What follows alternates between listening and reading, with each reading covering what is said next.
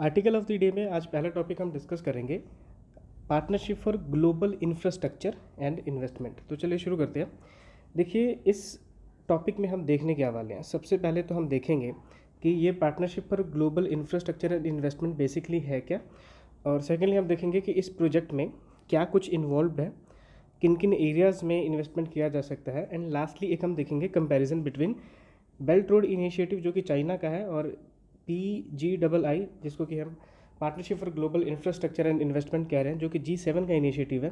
तो इन दोनों के बीच में क्या कुछ डिफरेंस है, सिमिलरिटीज़ वगैरह, ये सभी कुछ हम देखेंगे। अब यहाँ पे मैं आपको पहले ही बता दूँ ये टॉपिक का रेलेवेंस क्या है। देखिए, ये जो टॉपिक है प्रीलिम के पॉइंट ऑफ व्यू से नेक्स्ट ईयर इंपॉर्टेंट हो सकता है, और इस साल जो मेंस के लिए अपीयर हो रहे हैं उनके लिए GS2 का जो पेपर है इंटरनेशनल रिलेशन वाला कंटेक्स्ट, उस कंटेक्स्ट में आपसे पूछा जा सकता है कि ये टर्म जो था अभी न्यूज़ में था और इसका एक कंपैरिजन करके बताइए BRI के साथ में कि ये कहाँ स्टैंड करता है। ठीक है, और इंडिया का इन दोनों प्रोजेक्ट को लेके क्या व्यू है। ठीक है, ये बहुत इंपॉर्टेंट टॉपिक है, आपसे मेंस में भी पूछा जा सकता है।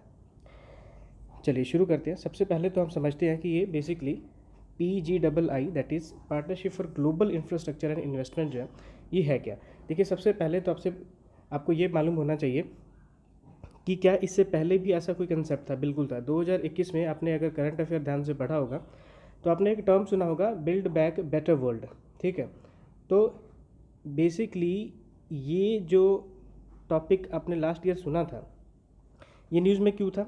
ये न्यूज़ में इसलिए था क्योंकि ये भी एक इंफ्रास्ट्रक्चर से रिलेटेड ही एक प्रोजेक्ट था, जस्ट लाइक BRI।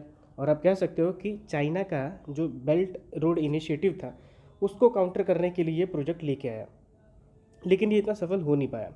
ठीक है, तो आप कह सकते हो कि ये partnership for global infrastructure and investment जो है ये एक रीलॉन्चिंग है। ठीक है, रीलॉन्चिंग है किसका? बिल्ड बैक बेटर वर्ल्ड का। ठीक है, तो ये इतना कुछ आप इंट्रोडक्शन में लिख सकते हो कि इससे पहले क्या था और अभी क्यों लेके आया गया है। और जहाँ तक इसके एम की सवाल है, क्यों मतलब कि हमें इस तरीके के इंफ्रास्ट्रक्चर प्रोजेक्ट को लेके आने के पीछे हमें इसकी ज़रूरत क्या है। तो देखिए, सबसे पहले तो कुछ आइडियल बातें हम लिख देते हैं। आइडियल बातें इसमें क्या हो जाती हैं कि जितनी भी डेवलपिंग कंट्रीज़ हैं और मिडिल इनकम कंट्रीज़ हैं, ठीक है, उनमें जितने भी अनफंडेड प्रोजेक्ट हैं जो कि बीच में ही रुक गए हैं और वो काफ़ी इम्पोर्टेंट है, ठीक है, उसको फंड यहाँ पे प्रोवाइड किया जाएगा through this project called PGII। और दूसरा जो इसका मेन आप कह सकते हो ऑब्जेक्टिव है वो है कि चाइना का जो बेल्ट रोड इनिशिएटिव है उसको हम किसी तरीके से काउंटर कर पाए। ठीक है, तो इंट्रोडक्शन में ये दो चार बातें लिखने के बाद आप इसका एम भी डिफाइन कर सकते हो और इस प्रोजेक्ट में बेसिकली है क्या। तो जब हम इस प्रोजेक्ट की बात करते हैं तो आप देखते हो कि इस प्रोजेक्ट में आपको देखने को मिलता है, हम बात करते हैं कि क्लाइमेट क्राइसिस को हम टैकल करेंगे। ठीक है, जो ग्लोबल एनर्जी जो है, ठीक है, उसको हम इंश्योर करेंगे कि ये ग्लोबल एनर्जी का जो प्रोडक्शन है, ठीक है, वो बरकरार रहे। और ये कैसे प्रोड्यूस की जाएगी एनर्जी? Through clean energy. ठीक है, क्लीन एनर्जी सप्लाई चेन होना चाहिए। ठीक है, मतलब कि पोल्यूशन जो है बहुत कम एमिट होना चाहिए। उस प्रोडक्शन प्रोसेस का यूज़ करते हुए हम एनर्जी का प्रोडक्शन करेंगे। ठीक है, और दूसरा एम हमारा क्या है? दूसरा एम है कि हम ICT को प्रमोट करेंगे। ICT क्या है? Information and communication technology. और थर्ड, जैसे सेकंड में आप मतलब कि इसके सब पॉइंट बना के लिख सकते हो, जैसे कि हमने 5G को प्रमोट करना है, 6G को प्रमोट करना है, इंटरनेट ऑफ थिंग को प्रमोट करना है, वर्चुअल रियलिटी। ठीक है, ये सभी चीज़ें हम इस सब पॉइंट में लिख सकते हैं।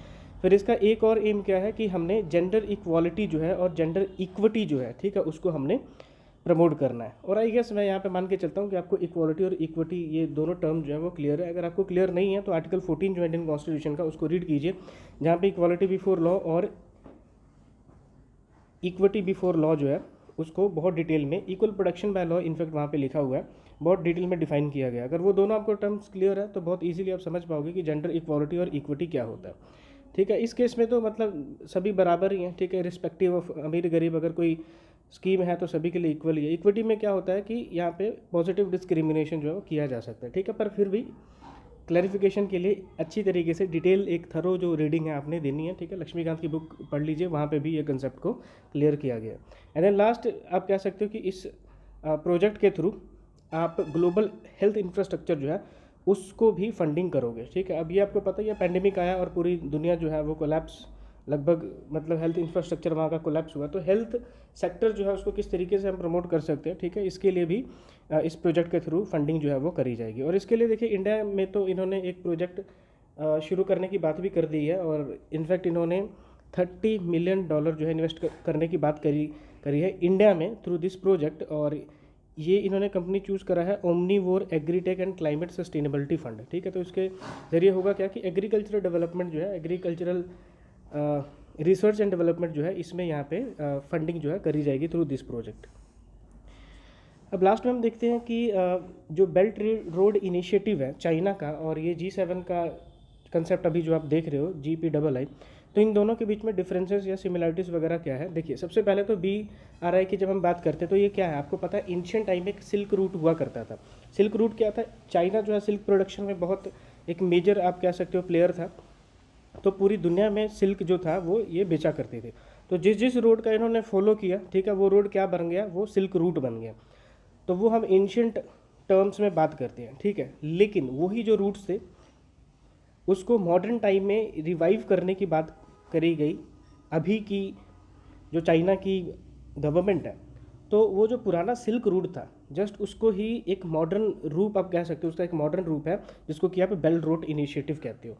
और जब हम बात करते हैं global partnership for infrastructure and investment की, तो ये किसको रिवाइव कर रहा है, हमने पहले देखा था बिल्ड बैक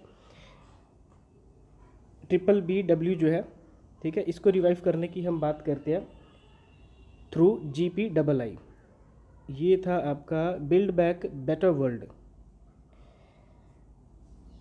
और अगर एरा की बात करें तो BRI जो है कि ये ग्लोबल कंसेप्ट है। मतलब कि इनिशियली क्या था कि बेल्ट रोड इनिशिएटिव के ज़रिए ईस्ट एशियन कंट्रीज़ जो थी सिर्फ उसको कवर किया जाता था।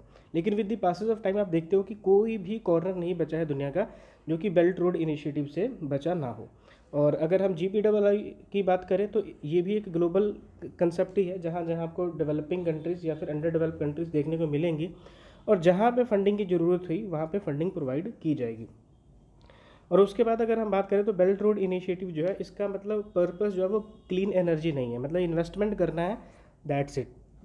लेकिन जब हम GPII की बात करते हैं तो आप यहाँ पे देखते हो कि क्लीन एनर्जी जो है उस पर एम्फोसिस किया जाएगा, ठीक है। अब इसका एग्जांपल क्या है, इसका एग्जांपल देख सकते हो कि चाइना ने बहुत सारे कोल माइंस में भी पैसा डाला है, ठीक है, मतलब इन्होंने इन्वेस्टमेंट किया है। तो अब कोल की जब हम बात करते हैं तो वो इतना ज़्यादा आप कह सकते हो कि ये क्लीन एनर्जी के कंसेप्ट के तहत तो नहीं आता है, पोल्यूटेंट है। लेकिन इस तरीके का कोई भी इन्वेस्टमेंट में पैसा आप GPII से एक्सपेक्ट नहीं कर सकते हो। पैसे की अगर हम बात करें तो काफ़ी यहाँ पे इन्वेस्टमेंट बड़े लेवल पे किया गया है BRI के थ्रू, लेकिन यहाँ पे कुछ आप कह सकते हो कि कंपैरेटिवली BRI के यहाँ पे काफ़ी कम इन्वेस्टमेंट जो है किया जाएगा। और जब आप BRI की बात करते हो तो ये एक स्टेट बैक्ड प्रोग्राम है। यहाँ पे सिर्फ कंट्री जो है, एक कंट्री स्पेसिफिक चाइना जो है, चाइना की गवर्नमेंट पैसा लगाएगी। लेकिन जब हम बात करते हैं GPII की तो ये एक पार्टनरशिप है, लाइक इसमें प्राइवेट प्लेयर भी इन्वेस्टमेंट कर सकते हैं और स्टेट पार्टी जो है वो भी इसमें पार्टिसिपेट कर सकती है। BRI का खतरा ये है कि डेट ट्रैप की जो सिचुएशन है वो अराइज हो सकती है, क्योंकि आपको पता ही है इसमें लोन दिया जाता है, BRI के थ्रू कंसेशनल लोन दिया जाता है। तो अगर लोन चुकाने में अगर आप कामयाब नहीं रहे तो स्वाभाविक सी बात है डेट ट्रैप में आप फंस सकते हो। लेकिन ऐसा कोई प्रोविज़न इधर नहीं है, ऐसे कोई चांसेस आपको देखने वाले नहीं है। इसका कारण क्या है कि यहाँ पे ग्रांट दिया जाएगा, ठीक है, यहाँ पे लोन नहीं दिया जाएगा। तो ये था आर्टिकल ऑफ द डे का पहला टॉपिक। आई गेस कि आपके लिए बहुत इंपॉर्टेंट ये टॉपिक रहा होगा। So thank you for watching, keep learning, keep growing. जय हिंद।